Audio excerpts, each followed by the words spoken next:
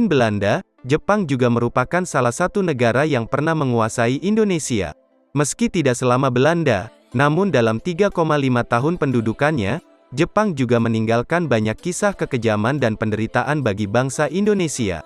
Jejak-jejak pendudukan Jepang di Indonesia masih bisa kita saksikan hingga saat ini. Beberapa bangunan peninggalan Jepang masih berdiri dan menjadi saksi bisu sepak terjang pemerintah pendudukan Jepang dahulu kala. Untuk mengetahui lebih lanjut mengenai peninggalan Jepang di Indonesia, berikut adalah daftarnya.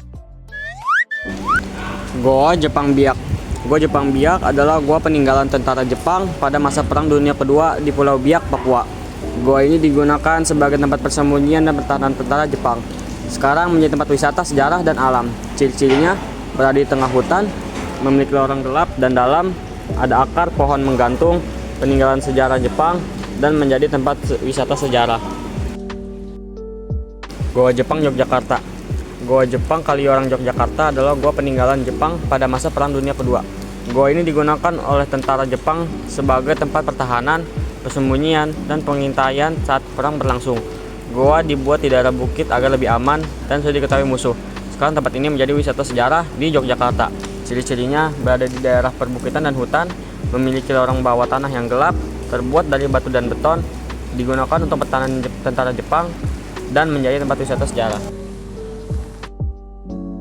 Bunker Jepang Bukit Tinggi. Lubang Jepang Bukit Tinggi adalah terowongan bawah tanah peninggalan Jepang pada masa Perang Dunia Kedua. Tempat ini digunakan sebagai bunker pertahanan, gudang senjata, dan tempat persembunyian tentara Jepang. Sekarang dijadikan wisata sejarah. Ciri-cirinya, terowongan bawah tanah, gelap dan panjang, peninggalan Jepang, digunakan untuk pertahanan perang, dan menjadi wisata sejarah. Bunker Pertahanan Jepang. Bunker Pertahanan Jepang adalah bangunan perlindungan yang dibuat tentara Jepang pada masa dunia Perang Kedua untuk berlindung dan mempertahankan wilayah saat perang. Biasanya digunakan sebagai tempat persembunyian, penyimpanan senjata, dan pengintaian. Beton tebal, ruang sempit, dan udara pengap. Ciri-cirinya terbuat dari beton tebal, bentuknya setengah lingkaran atau bawah tanah, memiliki lubang pengintai, digunakan untuk pertahanan perang, dan peninggalan masa Jepang. Selokan Mataram. Selokan Mataram adalah saluran irigasi yang dibangun pada masa pendudukan Jepang di Yogyakarta. Selokan ini dibuat untuk mengairi sawah dan membantu kebutuhan air masyarakat. Selain itu, pembangunan selokan juga bertujuan agar rakyat tidak dijadikan romusa keluar daerah oleh Jepang. Ciri-cirinya berbentuk saluran air panjang dibangun pada masa Jepang, digunakan untuk irigasi sawah dan masih digunakan hingga sekarang. Bandara Frans Kaisiepo Biak. Bandara Frans Kaisiepo Biak adalah bandara utama di Biak, Papua. Bandara ini digunakan sebagai tempat transportasi udara untuk penumpang dan pengiriman barang. Nama bandara diambil dari Frans Kaisiepo atau seorang pahlawan nasional dari Papua.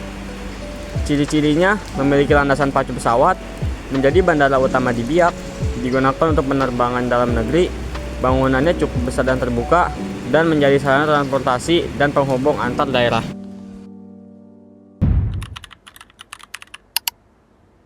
Yang pertama ada sosial, sistem tonari bumi jadi dasar RT atau RW di Indonesia.